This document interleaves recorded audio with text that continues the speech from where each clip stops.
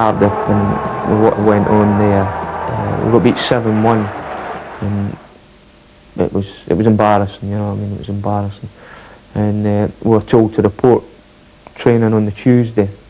And when I went in on the Tuesday to training, there were only 5 players turned up, and I had made my mind up. That was me. I'd had enough. You know what I mean? Whatever they were going to offer me, I was happy to take just to leave. You know. You got 5 minutes exactly to go in, eh? Jim Dobbin wasn't the only one to leave in March. The remaining coaches, apart from Danny Bagara, were released. Those players that remained were heading for the Vauxhall Conference at best. When Colchester, Darlington and Lincoln came out, the conference wasn't as strong as it is now. You want to look at Stevenage, Morecambe, the ground and the setups they've got there. It's a better setup than has ever been here under Richardson's regime. And we will go, if we're going to the conference... That goes back further than Richardson's regime. Nothing being done here. Listen, don't tell me anything about debt. I was here long before you ever came. Well, look around you at the car park. Why has the car park never been done? It's been done loads of times. This has been done? It's been done. Can you actually believe this has ever been done? It's been done loads of times. Yeah. Done is concreting properly, £50,000, so it never gets into this state. Well, I can assure you, Manchester United's car park does not end up like this, and it has 50,000 people tramping over. Not much had been spent on Halifax Town's ground either. If the club was to remain top of the conference, the Shea Stadium in this state would certainly not meet Football League requirements, and Halifax Town would not be promoted. We won a few games early season, but having been connected with Halifax Town for quite a period of time, things have a habit of going wrong, and we won a few games, and we were there and thereabouts stable. Highest we'd ever been in the conference, incidentally, in 5 years. But all the time we're sort of thinking it's probably a flash in the pan, a bit of a fluke. Then it got to November, and we were still consistently winning games, and we went to the top of the table. Success had brought the fans flooding back, and they were prepared to travel miles to watch a winning team.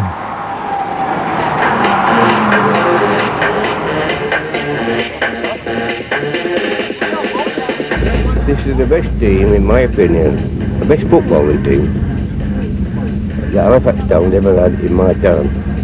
We were there when they went out, and it'd be lovely to see them go back. On a Tuesday night in October, Morecambe welcomed the biggest crowd so far this season in the conference. There were 3,940 people in the ground, a figure swelled by the growing army of over 2,000 Halifax faithful. The support that we took over there was absolutely fantastic. Football League clubs wouldn't have took that support over there, and that's one of the reasons that's why we've won the league, because of the support this season, away from home especially. I think it all comes about by word of mouth. People come and watch us play. We've played well. They go back and tell the boy next door or the boy in the pub. They say, well, we'll go and have a look at that, and they come and they like what they see. Play 2 midfield players and they'll play 3 up front. That's the system there. We'll have to work hard. If we don't, these are a good side. Come on, let's do a good job on here, please. Come on.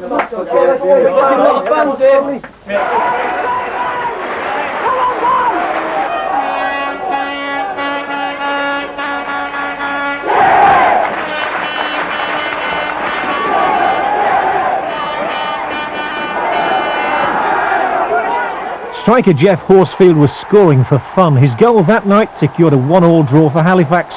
They remained top of the table.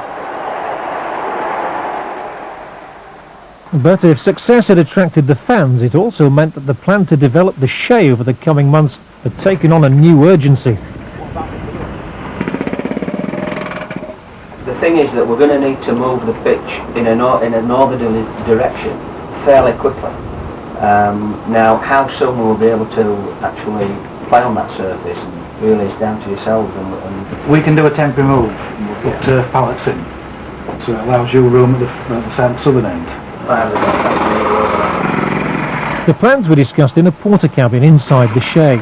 In the porter cabin next door, the manager, while conscious of the need for results on the field, watched them slowly taking shape. The ground was derelict. I mean, the running track's not been used for how many years? 20 years, I think. The terracing at the far end going into town was redundant. It was a mess. The ground development that, to be truthful, should have been finished for the beginning of this last season suddenly took on enormous significance. And what if we do finish top? and we can't go up because of, as Macclesfield and Kidderminster and Stevenage found out the ground wasn't up to scratch. Where are we going to be? Football League rules dictate that a club coming into the league must have a ground meeting the necessary criteria by the end of March. They're now up against the clock. Get that line out as well. Yeah. Make sure we've got enough room there. The eagerly awaited new south stand of the Shea Stadium hardly warranted the name. It was a nightmare.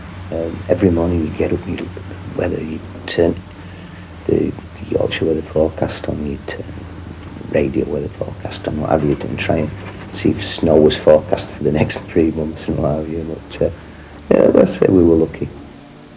And luck on the pitch held out too.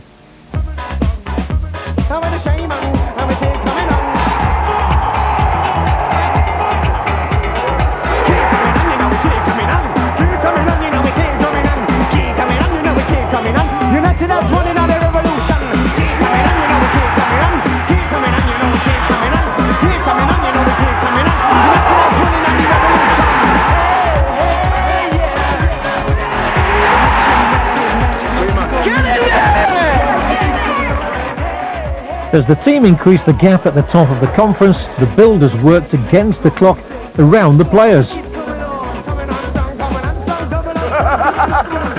Pete, that's your shovel, use it. Right. Straight line, lad. Do you want to put it in the middle?